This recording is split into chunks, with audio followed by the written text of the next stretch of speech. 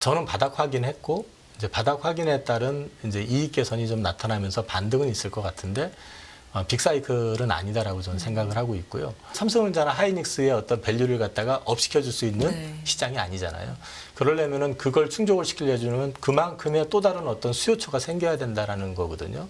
그런 맥락에서 봤을 때 저는 사실 HBM이 그 역할을 해줄 거라고 생각은 안 들어요. 네. 물량 기준으로 봤을 때 HBM은 메모리 시장 내에 D램 시장에서 1% 정도고요. 네. 매출 기준으로 했을 땐 7%인데 크죠. 내년엔 2%에 15% 되니까 되게 크거든요. D램 가격이 워낙에 많이 떨어져 있기 때문에 이게 D램 가격이 한참 좋을 때 15%면 굉장히 큰 건데 많이 떨어져 있는 상태에서 15%이기 때문에 실제로 정상화된다고 했었을 때 이 HBM이 차지하는 비중 자체가 삼성전자나 하이닉스의 어떤 주가의 밸류를 재평가할 만큼의 그 숫자로 올라올 수 있겠느냐. 그 정도는 아닐 것 같다라는 생각이 들고요. 하이투자증권 강북 WM센터 이영훈 이사 나와 계십니다. 이사님 어서 오세요. 네, 안녕하세요. 안녕하세요. 네. 오늘은 조금 더 이제 경제, 매크로, 약간 네, 큰 네. 그림을 얘기를 해 주실 예정인데 어떤 얘기부터 해볼까요? 사실 지난주 같은 경우는 뭐 고용지표 미국에서 좀 많이 나오면서 매드 이즈 굿.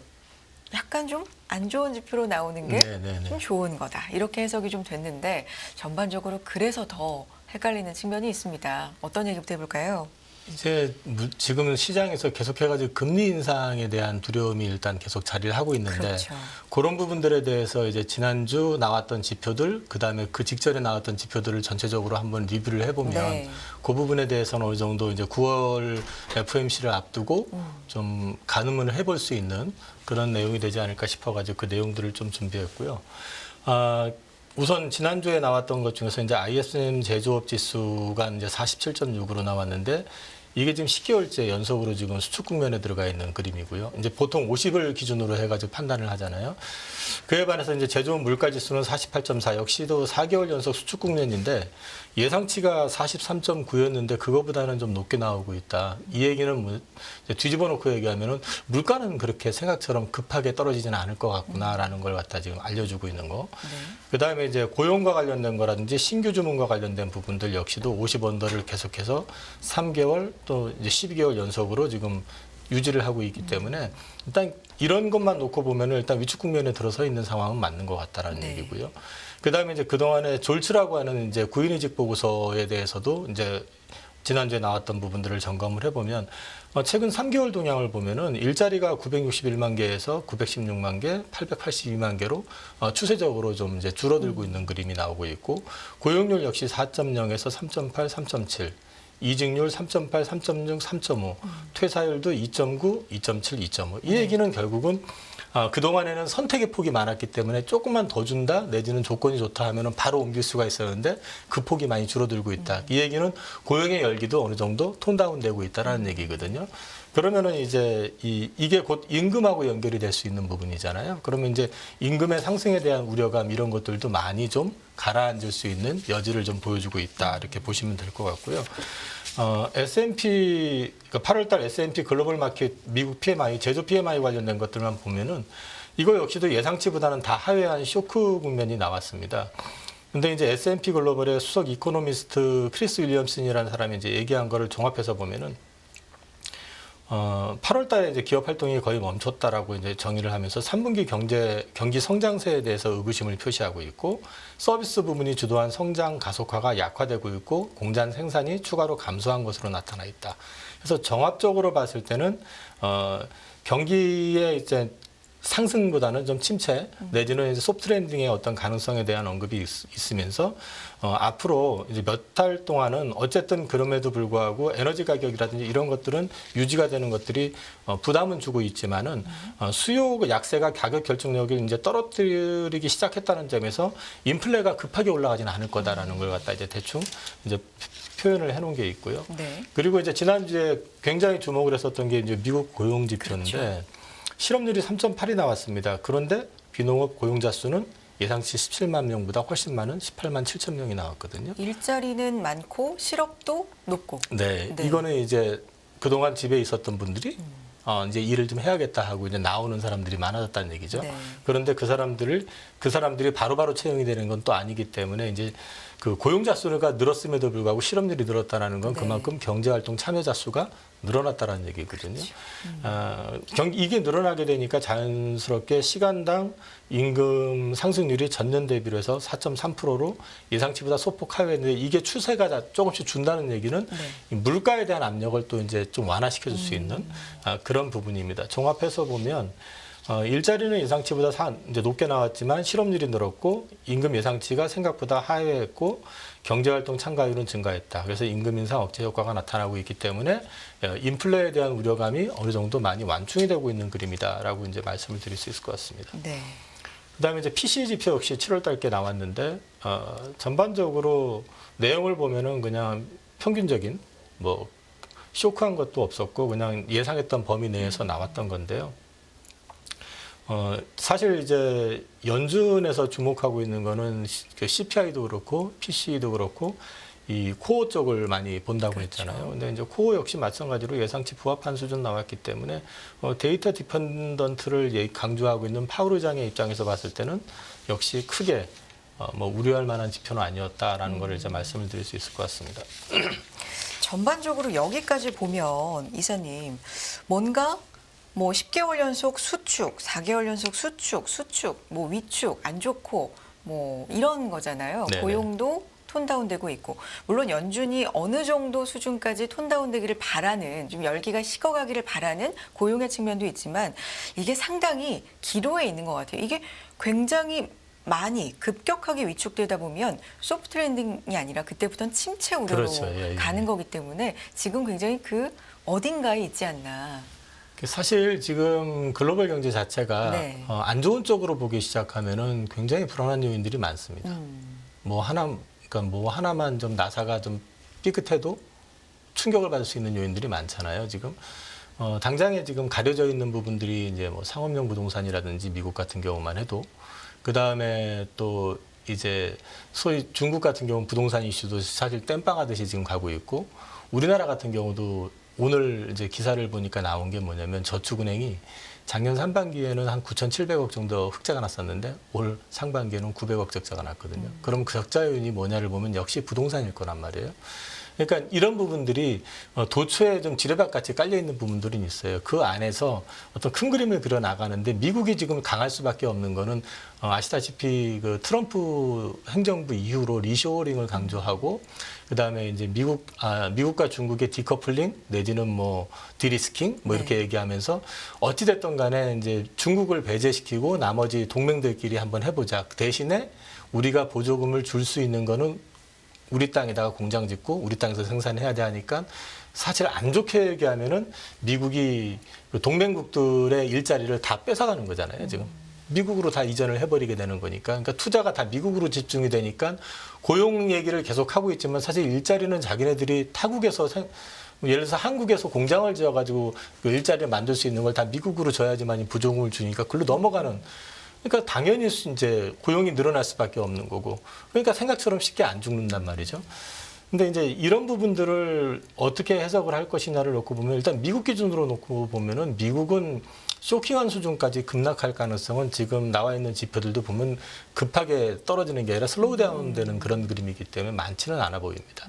오히려 미국으로 인해서 동맹국 내에서 좀 쇼크가 있을 가능성은 있어요. 그래서 이제 그게 쇼크가 나올 경우는 그럼 미국은 무사하겠느냐? 그건 또 아니거든요. 그래서 이제 그런 부분들은 차후적인 문제로 이제 계속 주목은 좀 해봐야 될 문제지만은 적어도 미국의 어떤 경제 지표가 꾸준히 유지가 되면서 소프트 랜딩이 돼준다면 그 반사 효과를 또 이제 미국이 안정되면서 거기에 따른 또 수출 개선이라든지 이런 부분들이 있을 수 있기 때문에 일단 지금 우리는 좋든 싫든 미국의 어떤 경제 지표의 흐름을 주목할 수밖에 없는 것 같습니다. 그러니까 연착륙이 되면 우리가 바라는 그림이고 그게 침체까지 안 가는 굉장히 지금 살얼음판을 걷는 그런 국면을 지나고는 있지만 그래도 쇼크 수준이나 증시에 굉장한 충격을 줄 가능성은 작다. 거의 없는 것 같다. 현재로 봤을 때는 나온 숫자들 자체가 갑자기 급격하게 어떤 충격을 받을 만한 이슈가 나오는 게 없기 때문에 현재로 봤을 땐 그렇게 리스크는 커 보이지 않는다. 그렇게 보고 있습니다. 지금까지는 비교적 잘 가고 있다. 네, 그냥 볼 수 있네요. 불안불안한 시선으로 보고 있을 수밖에 없는 모습인데 그걸 잘 운전을 잘하는 건지 아니면 운이 좋은 건지 아니면 환경이 어떤 변화인지는 모르겠지만 어쨌든 지금 불안불안해 보여도 잘 뿌려가고 있는 느낌. 그런데 물론 뭐 세부적으로 보면 좀 다른 의견이 있을 수 있지만 뭐 미국만 좋아 이런 얘기도 나올 수 있는 네네. 환경이에요. 그 아까 이제 말씀드렸던 게 이제 그 여타 국가의 어떤 고용을 다 미국이 사실 끌고 가는 그런 느낌이기 때문에 사실 우리나라도 실업률이 물론 크지는 않지만은 실제 이제 청년들 실업 문제라든지 이런 걸 놓고 보면은 그렇게 만만한 건 아니거든요. 근데 미국은 보면은 사실 일자리 선택의 여지가 굉장히 넓고 그다음에 또 이번에도 LG에너지솔루션 그 미국 쪽에서 나왔지만 임금 상승률도 뭐 급격하게 지금 요구를 해가지고 또 그걸 맞춰줘야 되는 그런 상황이잖아요. 어떻게 보면은 글로벌 경제가 분업화되면서 효율화되는 게 아니라 좀 미국 중심으로 돌아가게 되면 비용이 높아짐에도 불구하고 그렇게 가야 되는 거기 때문에 비효율성이 좀 커질 수도 있는 그런 게 지금 앞에 있는 건 분명한 사실인데 그거를 먼 미래까지 지금 놓고 얘기를 하면 결국 또 나중에 이 정치적인 이슈로 놓고 보면 미국과 중국이 대립하다가 또 풀어졌다가 대립하다 풀어졌다 이게 반복이 된다고 그러면 지금의 투자가 중복일 수도 있잖아요. 그럼 또 그때 가서 또 문제가 될 수도 있거든요. 그러니까 그 부분까지는 지금 예상한다는 거는 쉽지는 않고 지금 현재 선상에서 적어도 현재 그다음에 향후 1년을 놓고 봤을 때 어떤 흐름을 가지고 판단을 하는 게 지금 좀 낫지 않을까 싶습니다. 자, 그러면 지난주에 나왔던 이제 지표들을 쭉 놓고 봤을 때 우리가 사실 지표를 이렇게까지 보고 있는 이유는 금리 때문이잖아요. 네, 맞습니다. 전반적으로 그래서 어떤 의견 갖고 계십니까? 금리 쪽으로는. 저는 9월은 일단 네. 안 할 가능성이 굉장히 높다고 보고 있고요. 동결로 보고 네. 있고 그다음에 이거 지표 발표하고 난 다음에 그 미국 쪽에 이제 금리를 예상하는 저기 사이트 갑자기 생각이 안 나요. 네네네네. 들어가서 보니까 예상치가 40%대에서 30%대로 떨어졌더라고요. 그러니까 이제 이런 지표들 자체는 생각보다 나쁘지 않다. 이렇게 이제 보고 있는 것 같은데 이제 문제는 금리가 급격히 떨어지기는 쉽지는 않을 것 같다라는 게 당장에 지금 연말까지 재정 적자 보충하기 위해서 미국에서 국채 발행만 1조 달러를 해야 되거든요. 그다음에 이제 또 한 가지는 지금 지난주에 유가가 갑자기 또 급등을 하는 모습이 나오기 시작했거든요. 그렇죠. 그게 이제 사우디가 감산을 하는 영향도 있지만 전략 비축률을 갖다가 지나치게 방출을 해가지고 그게 지금 굉장히 역대급으로 지금 재고가 작은 거. 그럼 그걸 채우기 위해서 또 수요가 있는 데다가 감산한다고 그러고 있지. 근데 이제 감산을 하는 이유를 또 보게 되면은 유가도 유가지만 사우디가 지금 아람코 지분을 추가 매각을 하려고 하는데 아람코가 지난 2분기 실적이 전년 동기 대비해서 이익이 38% 감소했습니다. 그러면 아람코의 그 주식을 팔아가지고 재정을 보충하려고 하는 사우디 입장에서는 아람코 주가를 높이려고 그러면 유가를 높이는 게 또 유리하잖아요. 그러니까 단기적으로는 유가라든지 이런 원자재 가격이 부담을 줄 가능성도 있기 때문에 금리를 급하게 이제 전격적으로 인하할 거야 이런 기대를 하는 것보다는 지금 현상을 좀 유지할 가능성이 높지 않을까. 그리고 이제 12월 가면서 이제 노이즈가 한번 생길 수는 있어요. 이제 그 부분에 대해서는 아직은 좀 이제 9월 시작이니까 앞선 얘기이기 때문에 그건 그 시점에서 판단을 해야 되지만 그래서 개인적으로는 그래서 오히려 그 뒤에 11월, 12월보다는 오히려 9월, 10월이 매매하긴 또 주식하기는 조금 상대적으로 편한 시기가 아닐까 저는 그렇게 생각하고 있습니다. 주식 시장의 매매 관점에서 보면 9월, 10월이 오히려 조금 더 좋을 수 있고 네. 하반기가 약간 더 어려울 수 있다. 이게 지금 시장에서 일반적으로 전망하시는 분들하고 제 생각이 조금 달라가지고 그럴 수 있죠. 네, 네. 조금 부담스럽긴 한데 근데 이제 저는 그런 느낌을 좀 갖고 있는 게 일단 사실 7월 달에 오버슈팅이 나왔었던 거는 그 2차전지 쇼스퀴즈 때문이지 나머지는 별로 좋지는 않았거든요. 8월 달 장은 뭐 우리나라뿐만 아니라 전 세계가 다 조정을 좀 받았었고 9월에 지금 돌아서고 있는 그림이 저는 나쁘지 않다고 생각하는 게 그 조정의 과정을 거치는 동안 달라진 거 하나는 반도체 쪽이 일단은 그 DDR5가 현물 가격이 올랐어요. 그 다음에 또 낸드 가격을 지금 삼성도 그렇고 가격을 올리는 걸 시도를 해가지고 물론 수요가 급증하지는 않았어요. 그러니까 근데 가격은 오르고 있는 것 같아요. 그렇게 되면은 이제 가격이 소위 말해서 일반 그 범용 제품들 가격이 오르기 시작한다라는 거 하나가 있고, 그 다음에 지금 뭐 HBM 이슈 얘기 나오고 있는데 그게 시장의 대세를 좌우할 정도는 아니겠지만은 어쨌든 적자폭을 크게 줄이면서 마이크론 테크놀로지가 아직 진입을 못한 시장에서 삼성하고 하이닉스가 그 시장을 지금 거의 90% 이상을 장악을 하고 있는 상황이라고 그러면 이게 지금 앞으로 커지면 커질수록 삼성과 하이닉스의 밸류에이션을 재평가할 수 있는 요인도 된다. 왜냐하면 범용 제품들 같은 경우는 막 찍어놓고 나서 우리 거를 가지고 사가 주세요 내지 이제 저쪽에서 주세요 하면은 뭐 주고받고 하는 거지만 HBM 같은 경우는 주문형이거든요. 네. 먼저 주문을 받아서 네네. 하는 거기 때문에 이 삼성이나 하이닉스의 어떤 좀 실적이 엄청 좋을 때도 한 가지 이제 밸류에이션을 제대로 평가 못 받는 이유 중에 하나는 범용 제품을 팔면서 이제 소위 말해서 이게 그 개런티된 물량이 아니라 그 시장에 따라서 좀 급등락이 심한 네네. 그런 거라서 그러는데 만약에 이게 계약에 의해서 수주에 의해 가지고 이제 매출이 발생하는 것들이 포션이 커지게 되면은 삼성 역시도 밸류에이션을 지금보다는 좀 할인받는 요인이 좀 많이 줄어들 수 있는 요인이 있다. 그럼 반도체 쪽에 나쁘지 않다라는 얘기죠. 그러면은 이제 우리나라가 반도체가 차지하는 비중 자체가 워낙에 크잖아요. 근데 이제 지난 8월 달에도 8억 불 흑자가 났는데 이제 그 지경부 장관이나 한은 총재께서 말씀하시는 거는 이제 9월, 10월 넘어가면서부터는 실제로 수출이 늘면서 무역 수지도 흑자가 나올 것이다라고 지금 얘기를 하고 계시니까 그런 맥락으로 놓고 보면은 전체적으로 시장 자체는 이전보다는 조금 편안해지는 구간이 되지 않겠냐. 저는 그렇게 생각을 하고 있습니다. 우리가 기억하는 그렇다면 반도체 빅사이클, 반도체가 지수 자체를 끌어올리고 시장 자체를 좀 받쳐주는 그런 흐름까지도 이번 이슈로서 기대해 볼 수 있을까요? 아니면 거기까지는 아니고 개별 이슈적인 차원일까요? 저는 바닥 확인했고 이제 바닥 확인에 따른 이제 이익 개선이 좀 나타나면서 반등은 있을 것 같은데 빅사이클은 아니다라고 저는 생각을 하고 있고요. 반도체 이런 D램이나 이제 메모리 칩들의 빅사이클은 항상 보면은 새로운 디바이스의 출현과 같이 했었습니다. 예를 들어서 뭐 노트북이 출시가 되면서부터 한 번 더 레벨업이 됐었던 적이 있고요. 그다음에 애플의 아이폰이 출시가 되면서 스마트폰에 의해 가지고 한 단계 레벨업이 됐던 시점이 있었고, 그다음에 또 놓고 보면은 2018년인가 서버 쪽 이제 수요 증가하면서 클라우드 서비스 이제 커지고 뭐 이러면서 이제 그쪽에서 한 단계 레벨업이 됐던 시기가 있었거든요. 그 지금 현재 스마트폰이 연간 글로벌하게 판매되는 숫자가 올해 요즘은 좀 줄었습니다. 올해는 12억대가 안 될 것 같은데 보통 12억에서 13억대입니다. 근데 그 정도 물량이 올해 줄어서 11억대가 된다고 해도 그런데도 삼성전자나 하이닉스의 어떤 밸류를 갖다가 업시켜줄 수 있는 네. 시장이 아니잖아요. 그러려면은 그걸 충족을 시키려면 그만큼의 또 다른 어떤 수요처가 생겨야 된다라는 거거든요. 그런 맥락에서 봤을 때 저는 사실 HBM이 그 역할을 해줄 거라고 생각은 안 들어요. 이거는 실적의 안정성 정도. 그렇죠. HBM 같은 경우는. 실제로 올해 지금 양 기준, 네. 물량 기준으로 봤을 때 HBM은 그 메모리 시장, D램 시장에서 메모리 시장이 아니라 메모리 시장 내에 D램 시장에서 1% 정도고요. 네. 매출 기준으로 했을 땐 7%인데 크죠. 내년엔 2%에 15% 된다니까 되게 크거든요. 근데 한편으로 보셔야 되는 게 D램 가격이 워낙에 많이 떨어져 있기 때문에 이게 D램 가격이 한참 좋을 때 15%면 굉장히 큰 건데 많이 떨어져 있는 상태에서 15%이기 때문에 실제로 정상화된다고 했었을 때 이 HBM이 차지하는 비중 자체가 삼성전자나 하이닉스의 어떤 주가의 밸류를 재평가할 만큼의 그 숫자로 올라올 수 있겠느냐.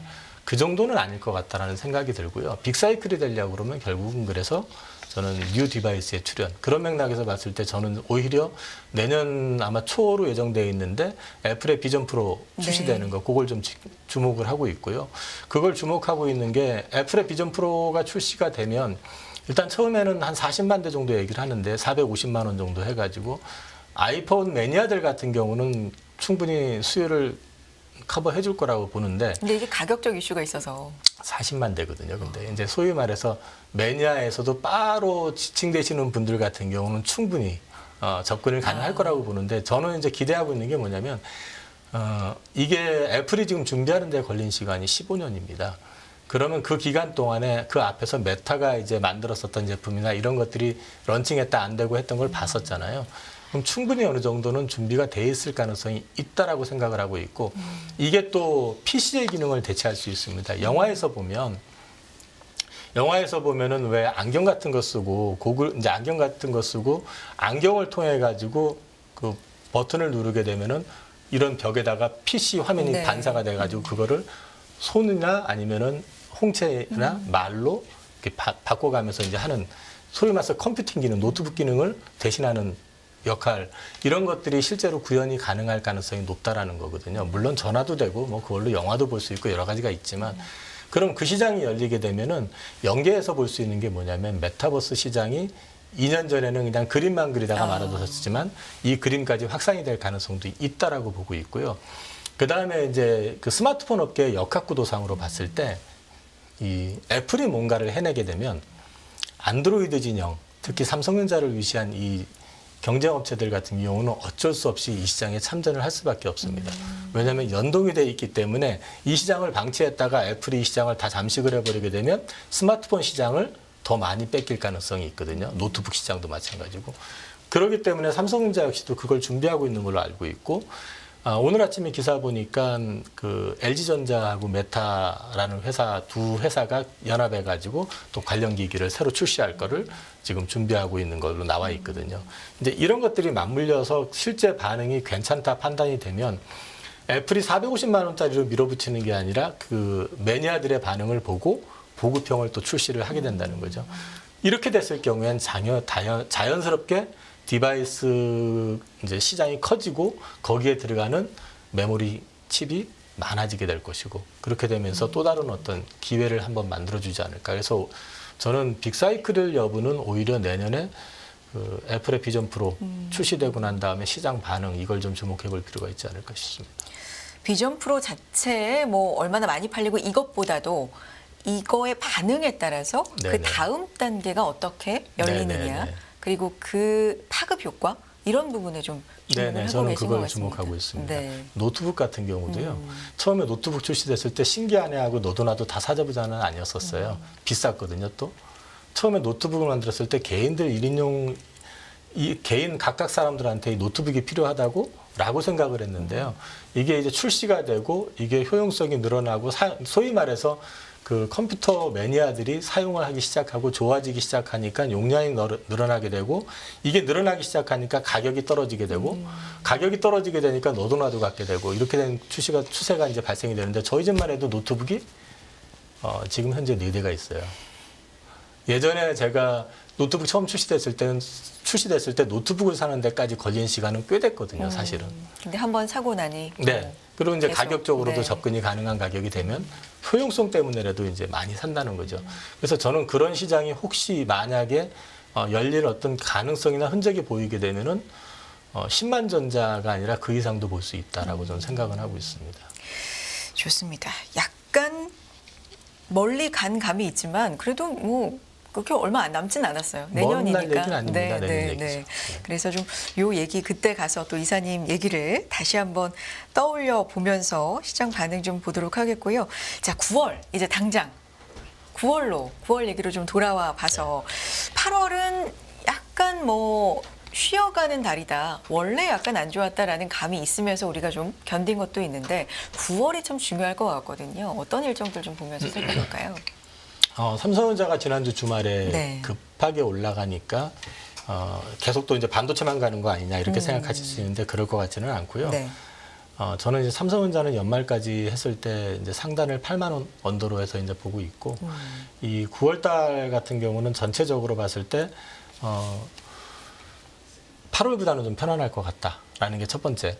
그래서 9월, 10월 어느 시점까지는 좀 이제 매매를 하든 갖고 있는 입장에서 시장을 바라보는데 좀 이렇게 불안감, 8월에 가졌던 불안감은 좀 많이 완화되지 않겠느냐라고 보고 있고요. 이거는 뭐 국외, 글로벌, 국내 그리고 국내 다 마찬가지. 예, 마찬가지. 네. 일단 중국 문제는 저는 뭐 중국은 문제가 안 될 거라고 생각했던 게, 중국은 항상 중국스럽게 문제를 풀어갔기 때문에 이게 자본주의에선 생각하지 못하는 방식으로 거의 좀비화 시켜가지고 그냥 유지시키는 그런 식으로 가서 결국에 가서는 청산을 하는.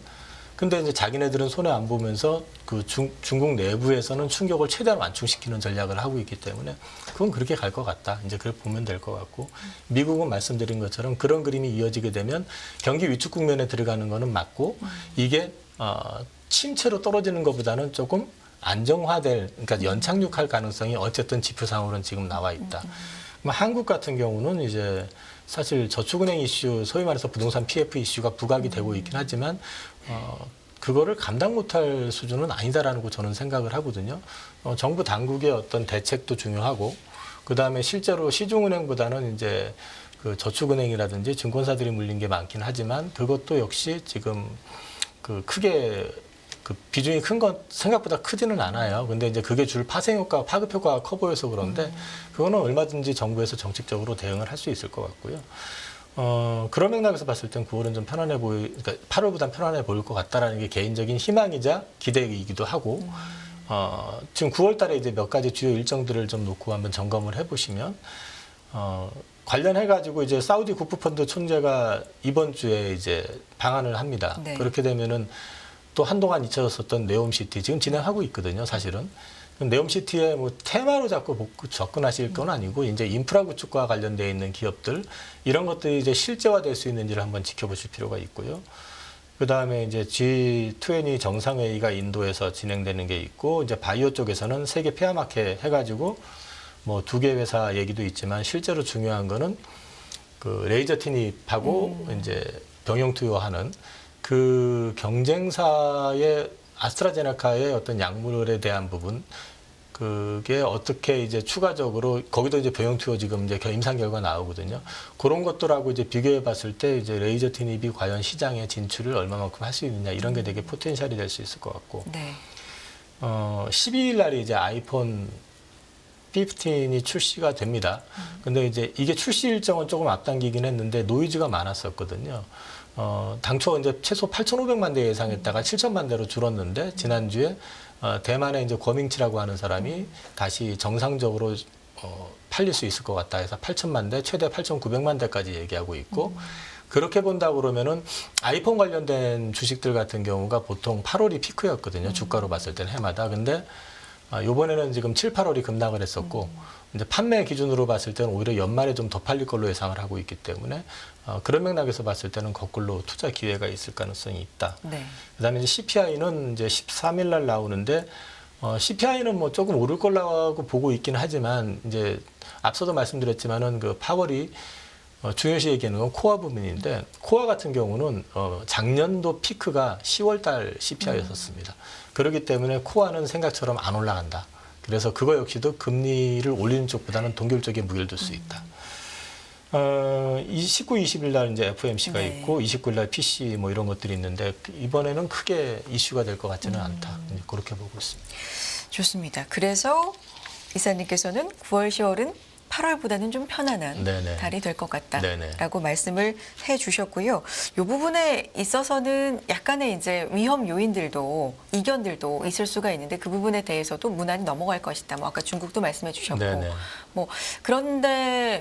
뭐 부채가 좀 증가하고 있는 부분이라든지 아니면 연체율이 좀 높아지고 있는 부분이라든지 좀 거시적으로 경제 체력이 약해지는 부분들에 대해서는 좀 우려가 있는 것 같습니다. 네, 있습니다. 네, 이런 부분은 증시하고는 좀 별개로 갈 수 있을까요? 사실 그 부분을 우려하게 되면은 올해 내내 주식을 하면 안 됐었거든요. 이제 계속적으로 안 좋았었던 건데, 그게 이제 그동안은 계속해가지고 정부의 정책이든 아니면 뭐 미국 같은 경우도 이제 연준의 어떤 대책 또는 뭐 그 지역은행 합병 여러 가지로 지금 이제 나쁘게 얘기하면 땜빵하듯이 지금 지나오고 있는 상황이기 때문에 항상 이거는 이제 경제의 어떤 충격적인 요인이 어느 순간에 네. 집합이 돼가지고 터질 가능성은 있다라는 거는 염두에 둬야 되지만 지금의 흐름으로 봤을 때는 그거를 터트릴 정도까지는 아니지 않느냐라는 게 제 개인적인 생각이고요. 앞서 말씀드린 것처럼 우리나라 같은 경우는 이제 PF 이슈가 가장 클 수 있는데 그거 역시도 지금 현재까지는 아직은 통제 가능한 수준 아닌가 그렇게 보고 있습니다. 좋습니다. 그러면 오늘 요약 마무리 한 말씀 부탁드려요. 시장 9월 이제 시작됐습니다. 네. 전체적으로 많이 위축이 됐었던 8월이라고 그러면 9월은 조금 8월보다는 훨씬 좀 편안한 구간이 되길 저 개인적으로도 희망하고 투자자 여러분들도 9월 달엔 좀 수익을 좀 많이 내셔서 8월에 억울했던 부분 또 힘들었던 부분을 좀 많이 보완하셨으면 좋겠습니다. 그랬으면 좋겠습니다. 저도 바라보면서 여기서 인사 나누죠. 하이투자증권 강북 WM센터 이영훈 이사 함께했습니다. 이사님 고맙습니다. 감사합니다.